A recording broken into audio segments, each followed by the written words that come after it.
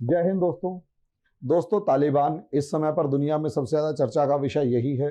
और जिस तरीके से 15 अगस्त को तालिबान ने एंट्री करी काबुल के अंदर, और जिस तरीके से लोग हवाई जहाज से गिरते हुए नजर आए, और उसके बाद दुनिया के अंदर दनादन दनादन बैठकों का दौर चला, तो आप अंदाज़ा लगा सकते हैं कि दुनिया के लिए नया चैलेंज बनकर उभरा है तालिबान। अब ऐसी सिचुएशन में दोस्तों हम इसी चीज़ के ऊपर डिस्कस करने वाले हैं कि तालिबान जिस तरीके से नया चैलेंज बनकर उभरा है, उसके ऊपर भारत सरकार इतनी ज़्यादा चिंता में है कि लगातार बैक टू बैक कई बैठकें हो चुकी हैं। और एक आधी खबर जिस तरीके से मीडिया में आई है कि चिंतन मनन चल रहा है कि नए सिनारियो के अंदर इंडिया की फॉरेन पॉलिसी क्या होगी। तालिबान के इस इन्वेजन की, और जितनी तेज़ी के साथ तालिबान ने पूरे के पूरे काबुल के ऊपर अटैक किया है, और एक दिन पहले तक जहां पर उनके जो राष्ट्रपति हैं वो आश्वस्त दिखाई दे रहे थे, और वहां पर तुरंत उन्हें वो भागते हुए नजर आए, और पूरे पर ऐसा लगा कि पूरी की पूरी जो आर्मी है, जो 83 बिलियन डॉलर खर्च करके खड़ी की गई, वो पूरी की पूरी आर्मी ताश के पत्तों की तरह बिखर गई और कागजी शेर सिद्ध हुए। किसी को भी इतनी उम्मीद नहीं थी कि तालिबान इतनी जल्दी जीत जाएगा। लेकिन दोस्तों अब अगर जीत चुका है, तो ऐसे में भारत के सामने कौन कौन सी चुनौतियां हैं और रास्ते कौन कौन से हैं, इसको हमें तलाशना पड़ेगा। अब सबसे बड़ी चुनौतियों के लिए और रास्तों के लिए हम इस वीडियो को आगे बढ़ाएं, उससे पहले रिक्वेस्ट यही है कि उससे पहले छोटी सी इंफॉर्मेशन देनी है। पहला कि भाई, अगर आप यूपीएससी की तैयारी करना चाहते हैं, आईएएस पीसीएस क्रैक करना चाहते हैं, तो आपको एनसीईआरटी के कंसेप्ट्स की बहुत ज़्यादा ज़रूरत पड़ेगी। तो हमने इस एनसीईआरटी के कंसेप्टर बैच को लॉन्च करने का प्लान किया है, लॉन्च कर चुके हैं, और ये बैचेस कॉन्टिन्यूसली चल रहे हैं, जिसकी मिनिमम फीस, जो फीस है वो बहुत मिनिमम रखी है, 500 रुपीज़ पर मंथ, जो अपने आप में इतनी है कि हर बच्चा जो है इस फीस के साथ कंटिन्यू कर सकता है। विदाउट एनसीईआरटी आप यूपीएससी की प्रिपरेशन के बारे में सोच भी नहीं सकते। इसलिए दोस्तों, इस बैच को जो भी बच्चा यूपीएससी की तैयारी करना चाहता है, चाहे वो इवन 10th क्लास से क्यों ना हुआ, यस, बहुत से बच्चे पूछते हैं वो यूपीएससी की तैयारी कब से शुरू करना चाहेंगे, कर सकते हैं। तो मैं इवन ये कहता हूं कि देखिए, पहले तो हम ये मानते थे कि शायद 9th क्लास से बच्चा इसको स्टार्ट नहीं कर सकता, लेकिन जब पढ़ानी ही एनसीईआरटी है, और पढ़ानी एनसीईआरटी को एक उस यूपीएससी के डायमेंशन में प्रिपेयर कर दिया जाए, इससे आपके दो फायदे होंगे। एक तो जो स्कूल के अंदर बच्चे की कमजोरी रह जाएगी वो दूर हो जाएगी, और दूसरा, एनसीईआरटी पढ़ लेगा तो जो बेसिक कंसेप्ट्स बच्चे के गाइडे और कुंजियां पढ़ने के बाद खराब हो जाते हैं, वो सारे सही हो जाएंगे।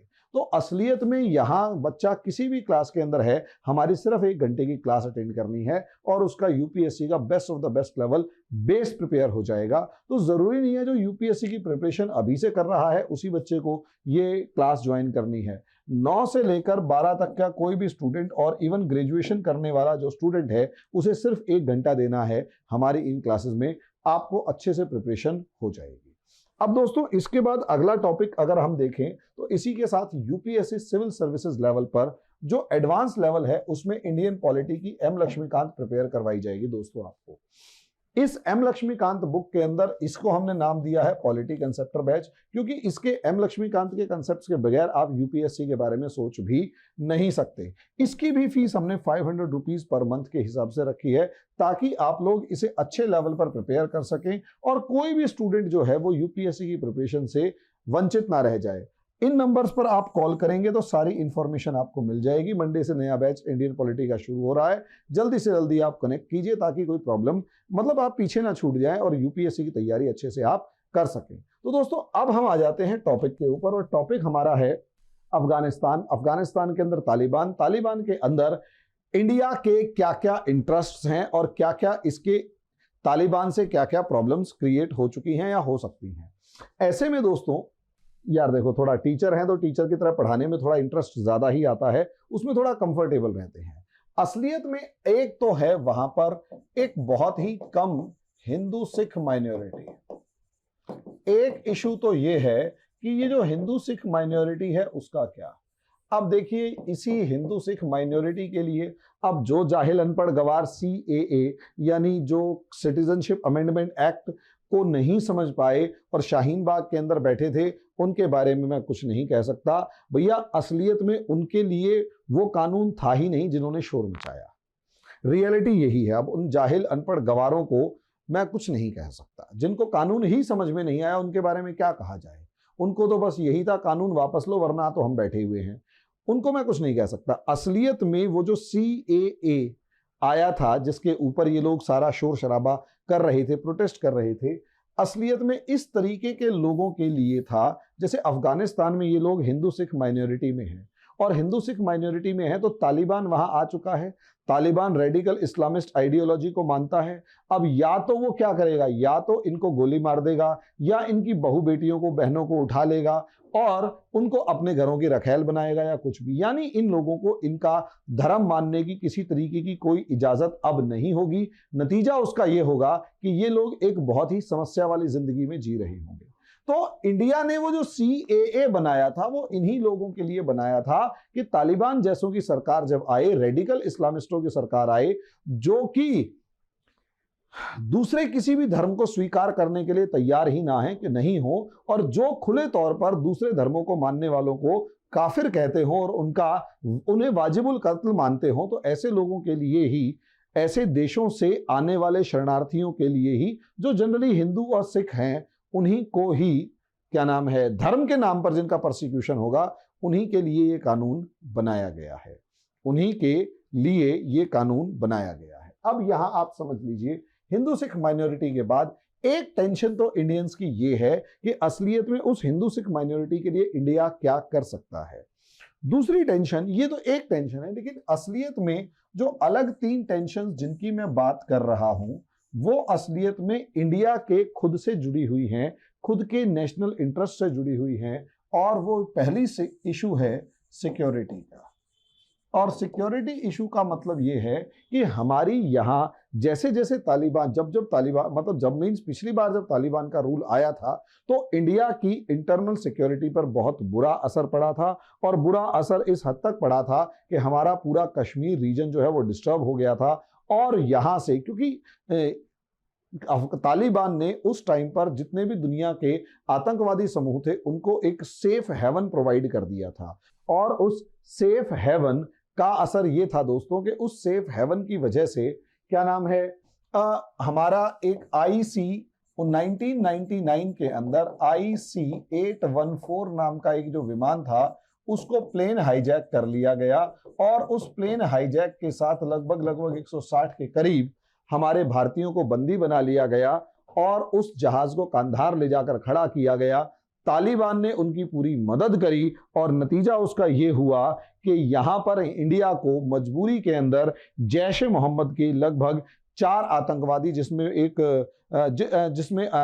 मसूद अजहर नाम का कुख्यात खतरनाक आतंकवादी था, उसे भी छोड़ना पड़ा। जब ये सिचुएशन आ गई और जैश के इतने आतंकवादियों को छोड़ना पड़ा, तो और तालिबान की सरकार खुलकर आतंकवादियों का सपोर्ट करती हुई दिखाई दे रही थी। तो इंटरनल सिक्योरिटी, एक तरफ तो कश्मीर इंसर्जेंसी अपने पीक पर थी, शुरू हो गई, तालिबानी लड़ाके खुलकर आके कश्मीर के अंदर खून खराबा करते थे। दूसरी तरफ तालिबान ने उन्हें सेफ हेवन दे दिया था। और हालांकि अभी तालिबान जितना मर्जी दावा करे कि वो अपनी जमीन को दूसरे देशों के लिए इस्तेमाल नहीं होने देगा, या ये नहीं करने देगा, वो नहीं करने देगा, लेकिन सच्चाई तो ये है दोस्तों कि तालिबान ने खुल के अफगानिस्तान को खुल के इंडिया के अंदर जो दहशतगर्दी फैलाने वाले थे, टेररिस्ट ऑर्गेनाइजेशंस थे, उनको सपोर्ट करना शुरू कर दिया था या खुलकर सपोर्ट किया था। दूसरा सिक्योरिटी का मामला यह है कि दूसरा जो इंपॉर्टेंट सिचुएशन है वो लोकेशन ऑफ अफगानिस्तान, और इस लोकेशन की वजह से इंडिया का रूट टू सेंट्रल एशिया, अब इंडिया का जो सेंट्रल एशिया का जो रूट था उसको डिस्टरबेंस आनी शुरू हो जाएगी, क्योंकि चाबहार पोर्ट से होते हुए, अगर आप मैप को यहां पर देखते हैं तो इंडिया का जो रूट है, यहां कांडला पोर्ट या फिर मुंबई पोर्ट से होते हुए चाबहार से अफगानिस्तान से इंडिया बहुत आराम से सेंट्रल एशियन कंट्रीज तक अपना सामान पहुंचा सकता था या फिर रशिया तक पहुंचा सकता था। अब अगर यहां तालिबान आ गया है और तालिबान इंडिया से कहीं ना कहीं खुंदक खाए बैठा है, नाराज है या कुछ भी है, तो कहीं ना कहीं यहां अगर देखा जाए तो इंडिया के लिए ये रास्ता बंद हो गया है। अब सेंट्रल एशिया में जाने के लिए इंडिया को तुर्कमेनिस्तान से आगे जाना पड़ेगा और इंडिया के लिए रास्ता बड़ा हो जाएगा और चाबहार की जो इंपॉर्टेंस थी वो कहीं ना कहीं खत्म हो जाएगी। तो इंडिया को ये सबसे ज्यादा नुकसान यहां पर होने वाला है और इंडिया की दूसरी ये सबसे बड़ी टेंशन है। तीसरी टेंशन अगर आप देखें तो इंडिया के दो सबसे बड़े दुश्मन चाइना पाकिस्तान के जो रिलेशंस हैं, China Pakistan relations with Taliban, ये इंडिया के लिए सबसे चिंता की बात है। क्योंकि जिस तरीके से पूरा का पूरा तालिबान का डेलीगेशन जो है वो चाइना होके आया और जिस तरीके से चाइना के अंदर उन्होंने उनको डील करने के तरीके बताए हुए हैं कुछ भी, लेकिन चाइना होके आया तो उससे उनके रिलेशंस वहां पर मजबूत होते हुए दिखाई दिए। दूसरी तरफ पाकिस्तान की अगर बात करते हैं तो पाकिस्तान तो इंडिया का फॉरएवर दुश्मन है ही, चाइना भी फॉरएवर दुश्मन बन चुका है। और जिस तरीके से इन दोनों देशों की तालिबान के साथ दोस्ती है, कहीं ना कहीं ऐसा ना हो कि इंडिया का अभी तक सिर्फ और सिर्फ ये इलाका ही इंडिया का दुश्मन था, अब कहीं ना कहीं एक और दुश्मन इंडिया का यहां पर बनकर खड़ा हो जाए तो इंडिया की सरदर्दी ही बढ़ेगी। यहां अगर ये दुश्मन भी बनकर खड़ा हो गया तो इंडिया की सरदर्दी बढ़ेगी और इंडिया की सिक्योरिटी को, एक्सटर्नल सिक्योरिटी को भी चैलेंज पोज होना शुरू हो जाएगा। यही एक कारण है कि इंडिया के सामने यहां पर सबसे बड़ी चुनौती बनकर ये तालिबान इस टाइम पर उभरा है। और जितनी तेजी के साथ अफगानिस्तान सरकार ढह गई और कहीं ना कहीं मतलब स्टैंड होने की कोशिश ही नहीं करी अफगानिस्तान गवर्नमेंट ने, और जिस तरीके से इनके करप्शन ने पूरे के पूरे देश को या उनकी पूरी की पूरी सरकार को डुबो दिया, उसका तो फिर कहना ही क्या। लेकिन अब मैंने आपको बात करी थी कि अफगानिस्तान की सरकार के पास इंडिया के 2 ऑप्शंस भी हैं। अब ये 2 ऑप्शंस क्या हैं इसे समझिए। 2 options in front of Indian government. Bharat की सरकार के सामने यहां पर 2 ऑप्शंस हैं। पहला ऑप्शन क्या है? पहला ऑप्शन तो यही है सीधे सीधे कि अपने 1990s वाले रोल में आ जाए, 1990s वाले रोल में आ जाए। 90s वाले रोल में क्या आए कि तालिबान से आपकी किसी भी तरीके की कोई भी दोस्ती नहीं है, तालिबान से किसी भी तरीके का कोई भी रिलेशन नहीं है, और यहां कोशिश करे रशिया और ईरान के साथ मिलकर नॉर्दर्न अलायंस को सपोर्ट करने का। नॉर्दर्न अलायंसेस जो इंडिया के बहुत बढ़िया दोस्त रहे हैं, उनके साथ मिलकर तालिबान के खिलाफ युद्ध छेड़ देने का। लेकिन यह ऑप्शन आपके लिए या इंडियन गवर्नमेंट के लिए बिल्कुल भी अच्छा नहीं है, क्योंकि जिस तरीके से दिखाई दे रहा है रशिया इस टाइम पर अफगानिस्तान के अंदर अपना इन्फ्लुएंस बढ़ा रहा है, जबरदस्त लेवल पर बढ़ा रहा है। और क्योंकि रशिया अपना इन्फ्लुएंस यहां बढ़ा रहा है तो और तालिबान के साथ बहुत अच्छे रिलेशंस मेंटेन करता हुआ दिखाई दे रहा है, उसके पीछे उसका लॉजिक ये है कि भैया चाइना को वो यहां अफगानिस्तान में कोई एज ना लेने दे, चाइना को यहां पर कोई बढ़त ना लेने दे, कोई एज ना लेने दे। अब ऐसी सिचुएशन के अंदर यहां अपना रोल बढ़ा रहा है, तालिबान के साथ अपना इन्फ्लुएंस बढ़ा रहा है, तो रशिया से उस नॉर्दर्न अलायंस को सपोर्ट करने की उम्मीद ना की जाए। दूसरा ईरान भले ही यहां पर मौजूद है, लेकिन ईरान अपने आप में एक कमजोर देश है, एक वीक नेशन है, और ऐसी सिचुएशन में ईरान खुलकर इंडिया के सपोर्ट में कितना आ पाएगा और कितना ज्यादा इंडिया को अफगानिस्तान के अंदर सपोर्ट कर पाएगा, इसके बारे में अभी खुलकर कहना बड़ा मुश्किल काम है। क्योंकि चाइना का जिस तरीके से ईरान के ऊपर इन्फ्लुएंस है और ईरान को जिस तरीके से खुलकर पैसे की जरूरत है, उस मामले में अभी इंडिया उतना कैपेबल नहीं है कि ईरान को वैसी सपोर्ट देकर तालिबान के अगेंस्ट खड़ा कर सके और इस्तेमाल कर सके। और अभी जिस तरीके से तालिबान की नई नई गवर्नमेंट आई है, ईरान तालिबान के साथ कैसे रिलेशंस मेंटेन करता है, इसके ऊपर डिपेंड करेगा कि हम ईरान की मदद लेके तालिबान के साथ दुश्मनी मोल ले सकते हैं या चुपचाप दूर खड़े होकर देख सकते हैं। क्योंकि इंडिया की सबसे बड़ी मुसीबत यहां पर यह है कि अफगानिस्तान एक लैंडलॉक्ड नेशन है, या तो वो पाकिस्तान के थ्रू होते हुए अफगानिस्तान जाएगा या फिर ईरान के थ्रू होते हुए अफगानिस्तान जाएगा। ऐसी सिचुएशन में इंडिया के लिए अफगानिस्तान में सारे रास्ते बंद हैं। इसीलिए अगर इंडिया ये सोच रहा है, या कोई भी आप में से ये सोच रहा है कि जिस तरीके से इंडिया ने 1990s में हथियार, गोला बारूद और कई जगह दावा किया जाता है कि अपनी सेना तक को नॉर्दर्न अलायंस की सपोर्ट करने के लिए भेजा था, वो वाला ऑप्शन इंडिया के लिए अब खुला नहीं है। इसलिए पहला ऑप्शन काफी हद तक बंद है। तो इंडिया के पास दूसरा ऑप्शन क्या है? सेकंड ऑप्शन देखो भाई, इंडिया के पास दूसरा ऑप्शन ये है कि remain present in Afghanistan. Afghanistan के अंदर प्रेजेंट रहे, अपनी प्रेजेंस को बनाए रखे, क्योंकि यहां समझिए, माने या ना माने, एक नया पावर गेम शुरू हो चुका है, जिसमें एक तरफ रशिया खड़ा है और दूसरी तरफ चाइना खड़ा हुआ है। यहां पर पाकिस्तान है और यहां रशिया को अलाइज करने के लिए, भाई चाइना और पाकिस्तान के तो रिलेशन गजब वाले हैं, अब रशिया को दोस्त बनाने के लिए ईरान के साथ साथ इंडिया जैसे एक देश की जरूरत है। कॉम्बिनेशन पहले वाला भी वैसे ही है। अब क्योंकि रशिया का इन्फ्लुएंस तालिबान के साथ टेरिटोरियल वे में भी है कि असलियत में बॉर्डर के मामले में भी तालिबान के साथ रशिया एक कनेक्टिविटी रखता है, तो रशिया जैसे जैसे तालिबान के साथ अपना रोल इन्फ्लुएंस बढ़ाए, इंडिया भी वहां पर रशिया की हेल्प से तालिबान के अंदर अपना इन्फ्लुएंस बनाए रखे। क्योंकि अगर शुरू से देखें तो तालिबान 2 ने इस बार खुलकर इंडिया का क्रिटिसिज्म कहीं पर भी नहीं किया है, और जब जब इंडिया के बारे में सीधे सवाल पूछने के नंबर आता है, जब जब इंडिया के बारे में सीधे सवाल पूछे जाते हैं, जो सुहेल शाहीन जो उनके प्रवक्ता हैं, वो बात को घुमा फिरा के जवाब देते हैं। और यहां और मजे की बात यह है, एक जैसे क्वेश्चन पूछा गया उनसे कि आप इंडियन आर्मी अगर यहां कैंपेन करती है, कुछ ऐसा कुछ सवाल था, तो आप क्या करेंगे? तो उन्होंने इस सवाल का जवाब दिया कि हमने दुनिया की बड़ी से बड़ी सेनाओं